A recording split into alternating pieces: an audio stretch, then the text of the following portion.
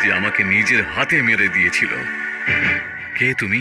আর বাদশাহ তোমাকে কেন মেরেছিল?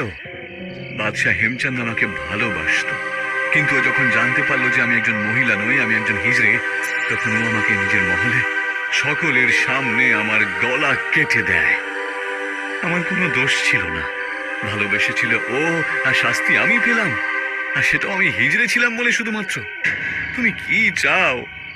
এই মহলের প্রত্যেকটা লোককে শেষ করতে চাই। এটা হতে পারে না।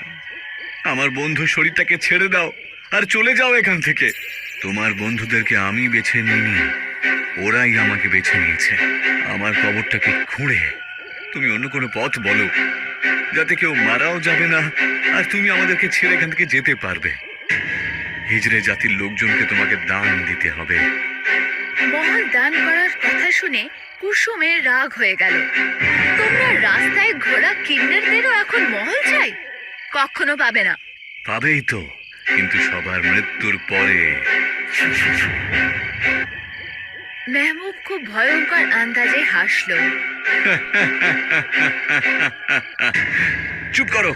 এই মহলটা তোমাদের সমাজের লোকজনই পাবে, আমি এই মহলটা তাদেরকে দেব। আচ্ছা কুসুম, তুমি যদি না রাজি হও তাহলে আমাদের মধ্যে কেউ বেঁচে থাকবে না। তাহলে এই মহল নিয়ে তুমি কি করবে?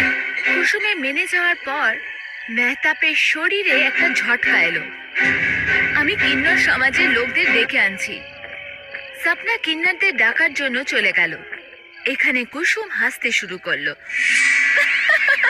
চলো, বানিয়ে দিলাম বোকা সেই কিন্নরকে। এবার ও তোমার বন্ধুর শরীর ছেড়ে চলেও গেছে। তাহলে কি তুমি এই মহল হিজড়ে সমাজের লোকজনকে দান করে দেবে না? পাগল ভেবেছো নাকি আমাকে, যে এত বড় মহলকে ওই ভিখারিগুলোকে দিয়ে দেবো? কুসুমের এইটুকু বলতেই আকাশে আবার বিদ্যুৎ চমকালো, আর কালো মেঘে ঢেকে গেল, আর একটা ধোঁয়া এসে মেহবুবের শরীরের ভেতরে ঢুকে গেল। কিন্নারের আত্মা ফেরত চলে এসেছিল। ওই তলোয়ার নিয়ে রাজ পরিবারের সব লোকদের এক এক করে শেষ করে দিল। এখানে স্বপ্না কিন্নারদের নিয়ে মহলে পৌঁছালো।